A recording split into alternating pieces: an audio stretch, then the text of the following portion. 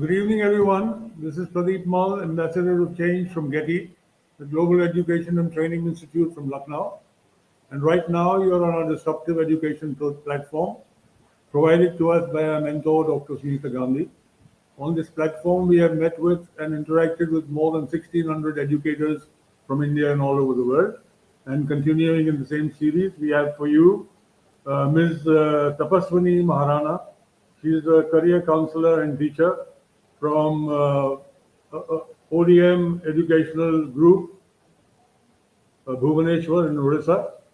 Uh, he has an MSc in botany and is the topper in botany from her college. She is also B.Ed. She has a diploma in educational psychology, a PG diploma in child counseling, a diploma in school management and administration, amongst many others. She also loves to paint and writes poetry and short stories. He has organized several cultural events and won the Chitali Gold Medal for paleobotany, a very interesting field. Uh, he's a Mindful Educator of the Year 2021, a National Builder award she has got from the Rotary, and she has studied early psychosis in adolescents from the Stanford University. Welcome, ma'am. And she will be speaking to us today on emotional growth in early childhood. So, good evening, everybody, and welcome, ma'am. And over to you, ma'am. Thank you so much, sir. Good evening, sir. Thanks for this wonderful introduction, what you have given. Since 2 years, I have been associated with GETI. I was listening to all the eminent speakers here and got lots of information and knowledge about education and training institute programs done over here. I have selected this topic, emotional growth in early childhood, because this is always a fascinating topic for the counselors. Because we are dealing with the students at the teenage, at their adolescent period, but we always skip the part from where they have started developing their emotional strength. So that is why today I'll be speaking on cultivating emotional balance from the childhood only. Sir, I hope my screen is visible.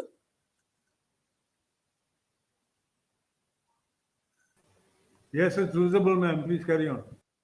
Okay, thank you, sir.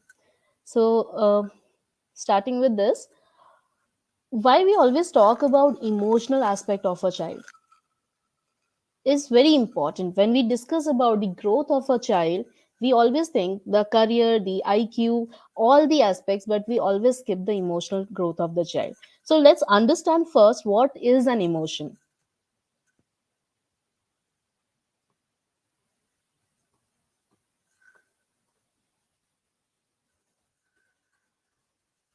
Emotions are nothing but the responses we show based on our experiences. This is something which we show to communicate what we are feeling inside. Now, imagine a child, a small child who is not able to communicate his feelings, will always reciprocate in the form of emotions. The only thing certain in the emotion field is that no one agrees on how to properly define emotion. According to the, if we go with the dictionary meaning of emotion, it is a conscious mental reaction such as anger, fear, happiness, sadness, subjectively experienced as a strong feeling, usually directed toward a specific situation. The scientists who study emotions, they have different opinions about the different types of emotions which we display. Around 88% of the scientists, they say these are the universal emotions. 80% says facial signals are the ones which we show as emotion. 91% says anger is an universal emotion, fear is a universal emotion, disgust is one of them, sadness is one of them, happiness is also universal emotional. And there are so many triggers to emotions which 66% of the scientists agree with it. And universal physiology of emotion, that is 51% of the scientists say about it. And hardly 11% and 3% they agree that it is the social factors and the biological factors which determine or which construct our emotional strength. And it's very shocking that these 11 to 3% people, those who have actually agreed on the social factors, where we need to emphasize more. Talking about the components of emotions, when we say emotions, there are different components of emotions. Like a person expresses his or her feeling through certain gestures, either verbally or non-verbally by his behavior. So we need to identify each and every components of emotions, where we talk about the expressions, behavior, the mental expressions, the mental changes, and also the evaluative nature of a child. For an instance, if a child is judged upon a wrongful deed, what he did unknowingly in a childish way, we start punishing the child. We judge the child that you behave like this. The next time also you are going to do the same mistake. The child becomes evaluative. The next time, if unknowingly the mistake is committed by the child, he or she will never open up with his elders that this mistake was done. And this is how it builds up an emotion of that mistake, that this is how I'm going to be judged upon. So, what are the purposes of emotions? Why do we have emotions? This is a very common question when we talk about emotional aspects of a child or a person. Why do we have emotions? Emotions are nothing but they are messengers of our feelings, what we feel. Our brain, our heart, every organ of our body is interconnected with emotions. When we talk about communication, how do we communicate normally? We communicate through our gestures, with our expressions, with our moves, with our actions. So emotions are our communication skills, or we can say communication factors. Like when we are very aggressive, when we are very angry, what we are trying to do is we are trying to show that we are defending ourselves. When we are in a discomfortable situation, when we are not feeling easy, we always show with our expressions or with our eye movement that we are not feeling comfortable. Fear, when a child is in fear or afraid of something, we can understand by the body language of the child. When a person is very happy, a child is very happy, he will be very bubbly, very jolly, will be expressing his happiness. Jealousy, when a person is jealous of something or is not in a very good terms with something, that also is communicated through emotions. So, our different emotions like sadness, fear, anxiety, anger, shame, guilt, they always carry a secret message. Now, what is this message that we need to decode? To understand the emotional development of a child, we first need to understand the different types of emotions they display, and we need to decode the message what these emotions carry with them. The tendency of sadness is with person will slow down, will withdraw from the group, will not be mingling up with lot of people, will not be very active in any activity. And what is it trying to communicate? That there has been a loss, there has been something which the child or the person is mourning about. So what indication it gives, what type of help the person requires is healing. The second emotion is fear or anxiety. When a person is nervous or fearful, the person will be trying to avoid the situation, avoid the place, avoid the people. The same Ma'am, thing is, excuse me. Ma'am, your yes, sir. PPT is not moving. Sir, I'm on the same PPT right now, purpose of emotions. Okay, okay, sure. Yeah. Okay. Thank you, sir. So, what does this emotion communicate to us? It shows the person is scared, is in danger, or is suffering with or is facing a threat. And what is the need required here? The person requires to be secured, requires to be safe. That emotion has to be reciprocated to the person. The third emotion is anger, where a person is very much prone to uh, show anger very easily, and in the way of communicating this emotion is by attacking or by asserting or abusing someone. Communication is someone is taking advantage, this is not fair, or something is very wrong happened with the person, that is why the person is angry. And what is the need required to that person is to protect, to draw a boundary, to make the person understand that this is something which went wrong, it can be corrected. Shame is one emotion which normally people display to hide or cover up the wrong thing or something, some mistake which has happened. Communication, it is trying to show that yes, there is something wrong with me.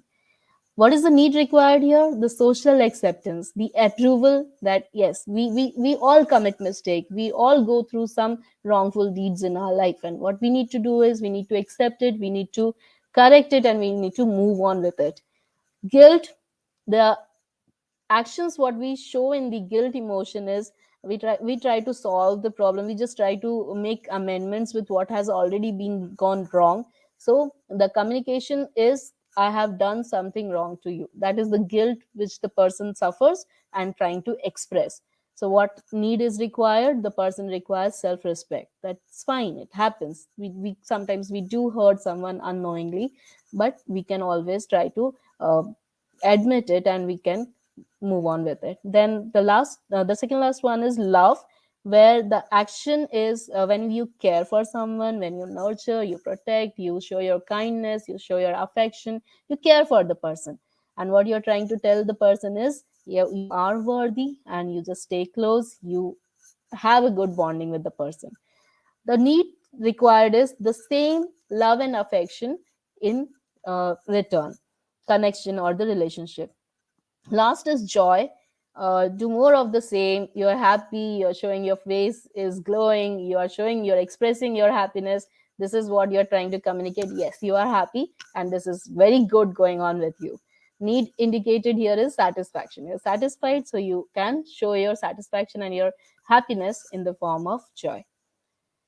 So what we learned here, we just understood emotions are nothing but just messengers. They are having a secret message, as I told you.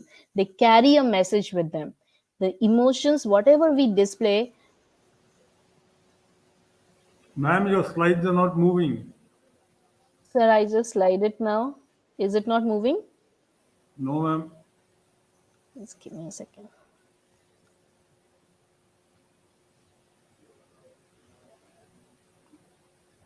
Yeah, now it's moving here. Okay.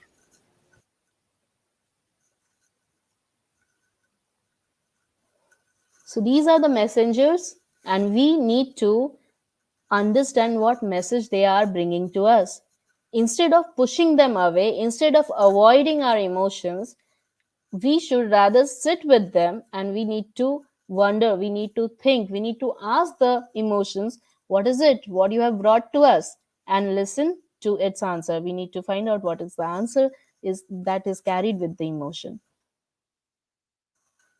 Now, why do we struggle with emotions? A rigid mind is very sure but often wrong. A flexible mind is generally unsure but often right. Why? Because we deal with lots of different types of emotions. A rigid mind who is always fixed on emotions is very dead sure about a certain thing but often wrong. Sometimes they also commit mistake. So we need to identify the reasons, the common reasons where we struggle with our emotions. The first one is the previous learning or conditioning. This is how we have been brought up. The child has been seeing the family conditioning, the family learnings, the whatever they tell the child, that this is how you have to behave inside the classroom, or you have to behave inside the house, you have to deal with the elders like this. So that is the reason where the emotions are suppressed. The past experiences, some bad experiences in life also alter our emotions, and we struggle there also in our emotional strength.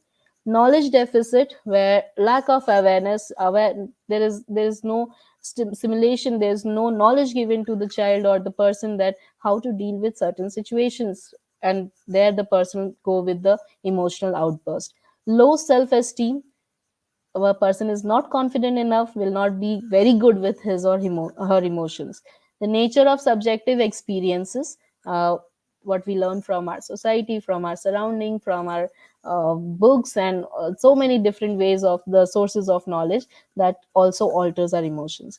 Defense mechanism, often children use this emotion for defending their deeds. If they have done anything wrong, if they have broken something, or if they have stolen something, or if they are lying something, they always go into denial, they always go into repression, they always use the emotions as defense mechanisms. Fear of disapproval and rejection, this is also one of the very common reasons for struggling with emotions. We always fear, what if I will be rejected in my proposal, or in any idea. So there we also struggle with our emotions, when don't sound confident enough. The future, fear of future is with everyone, the children, the adults, everyone. Physical changes and responses, People undergo lots of physical changes, maybe because of the growth, because of the age, and sometimes due to some accidents, and their emotions also change. Those who have suffered losses, they also show emotions in a negative way. Now, how can we overcome all these reasons where we struggle with emotions? We can increase our emotional awareness by identifying such experiences. And once we start identifying, we can identify these triggers in our children as well. And what makes our child emotional, that log can be maintained, that track can be maintained. And whenever the second such trigger occurs, we will be ready how to uh, deal with the situation and how to make our child understand to deal with it. So, keeping a log of their triggers and physical, mental, emotional, behavioral responses can help us in increasing emotional awareness. We have learned about 5 domains of emotional intelligence in our experiences in our day to day life, like self awareness, motivation, empathy, social skills, self regulation. These all help us in strengthening our emotional stability. But these 5 aspects, 5 domains have to be balanced in our child so that they can also become emotionally stable. I'll take all these domains one by one. First is self awareness. Ongoing attention to one's internal states is what we say self awareness. Lack of awareness may negatively impact decision making skills in children. We need to make them aware. If the child Ma'am, has done excuse me. something wrong or has Ma'am, used a wrong word, ma'am, the slide is not moving.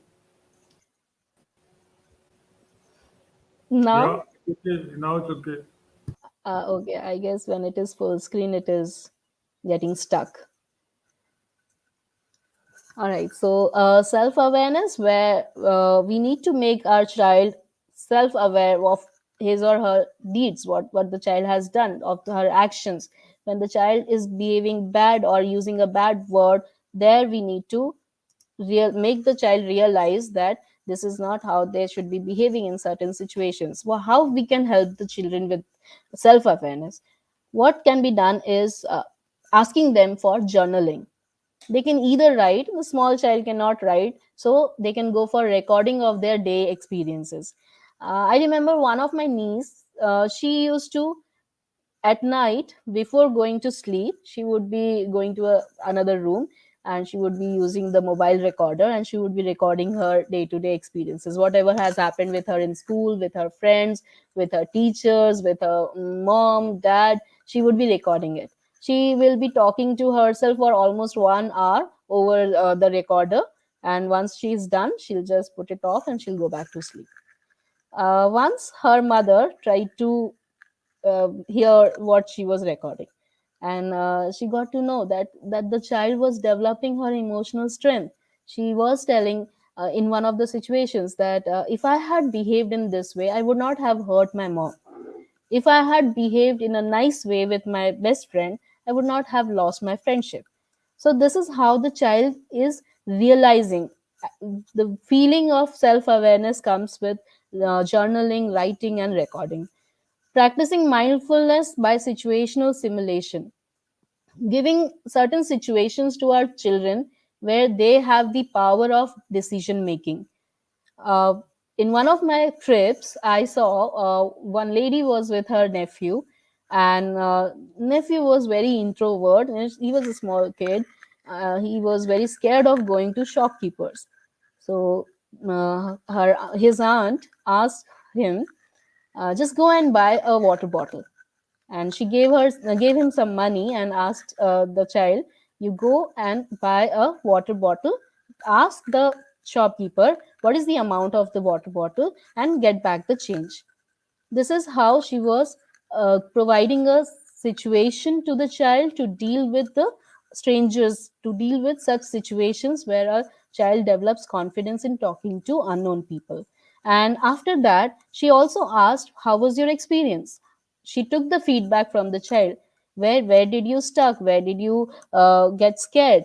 Everything was taken as a feedback, so that the next time when she is sending her nephew to such situations, she will be ready with such certain situations where he can learn self awareness.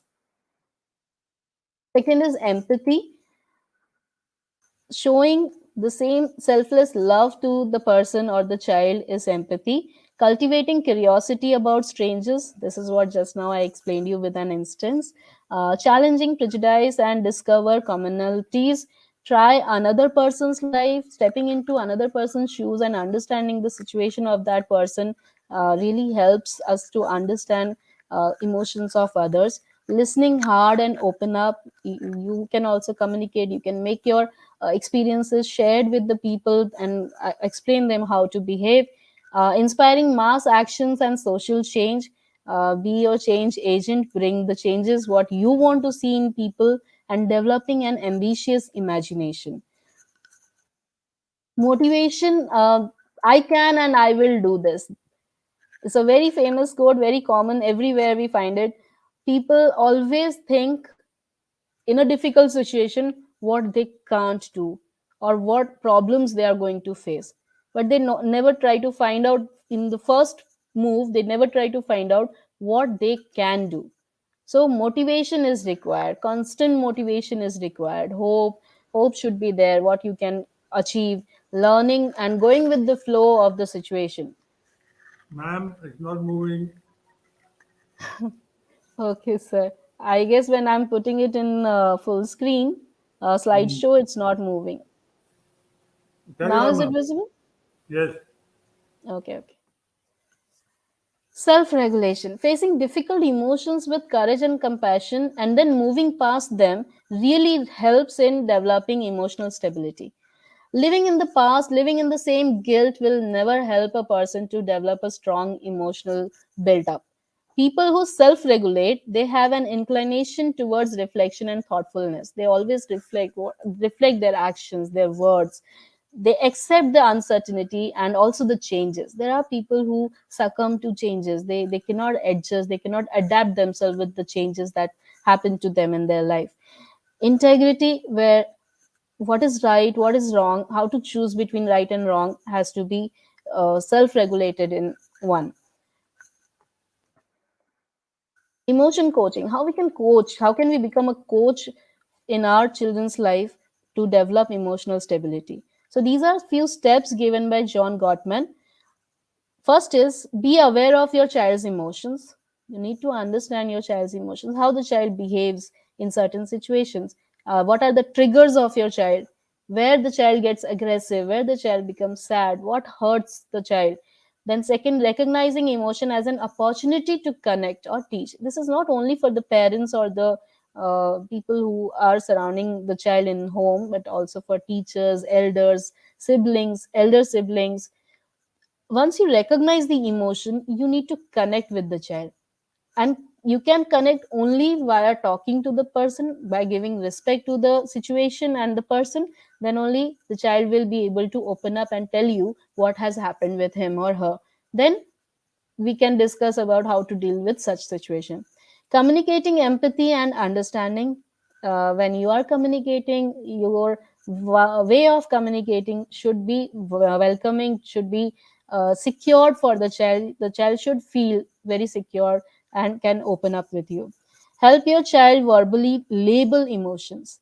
This is very important. As we see the teenagers, they are getting carried away with the languages what they hear in the movies or surroundings or with the friends. So verbally labeling emotions is very important.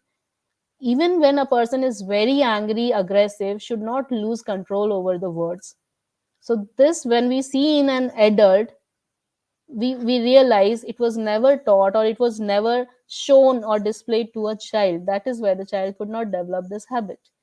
So it's very important in a difficult situation, in when we are angry, when we are sad, or we are very much emotionally broken, what kind of words we choose to speak in front of our child.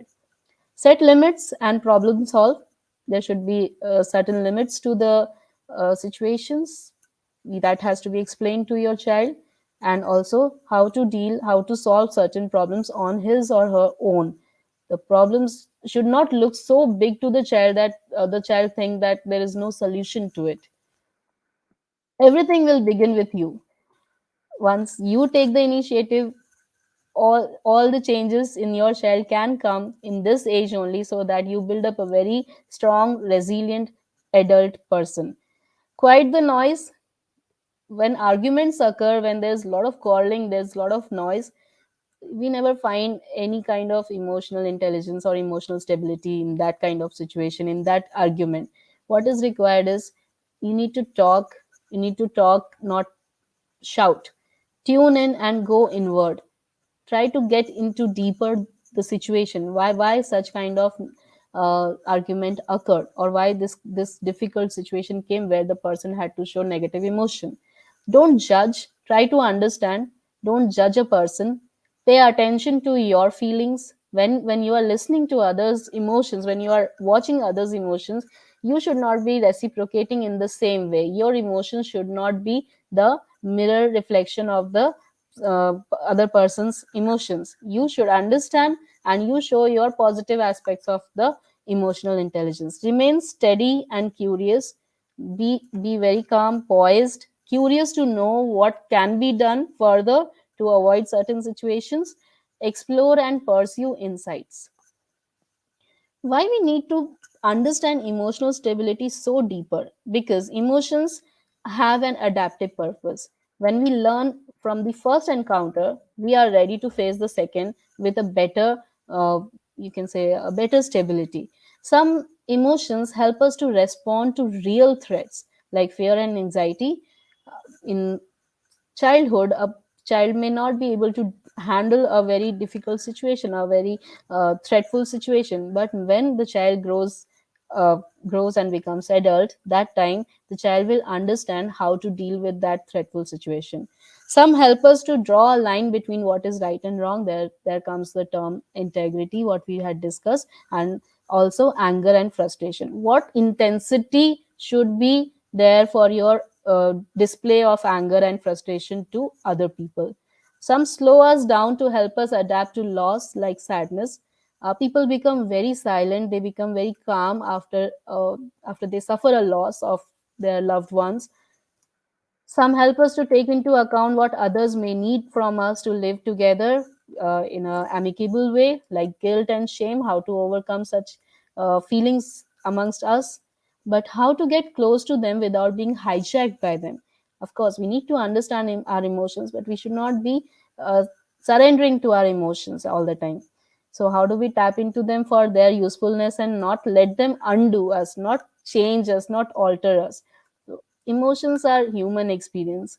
They can be challenging, but it's not always good to stop, ignore, or run away from them. If life were just a free flow of ease, I never would have discovered my strength. And this phrase is actually that gives me a lot of strength when I face a difficult situation, when I face my fear or loss. I think after overcoming this, I'll be more strong person. So I should not be avoiding any situation, or I should not be avoiding my pain or my fear. I should rather be facing it. I should be brave. And with brave, we need to teach our children balanced, resilient, aware, valiant, and equipped. They should be well equipped to face situations, and that is how I call them as brave. So that's all from my end. Thank you, sir.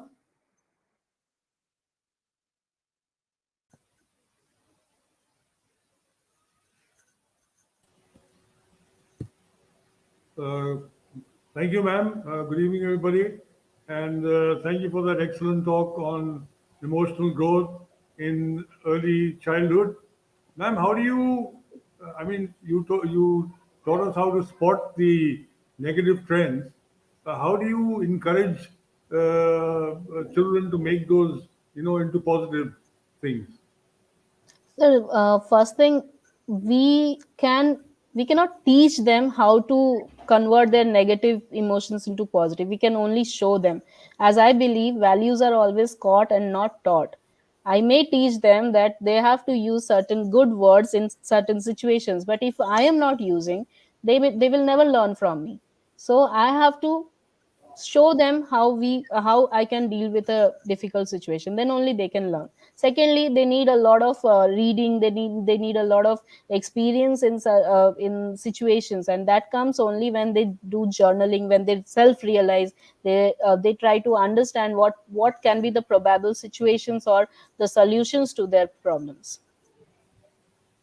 Okay, thank you, ma'am, for that talk on emotional growth in early childhood. Good evening, everybody, and goodbye. See you again soon. Thank you so much, ma'am, for your talk. Thank you, sir.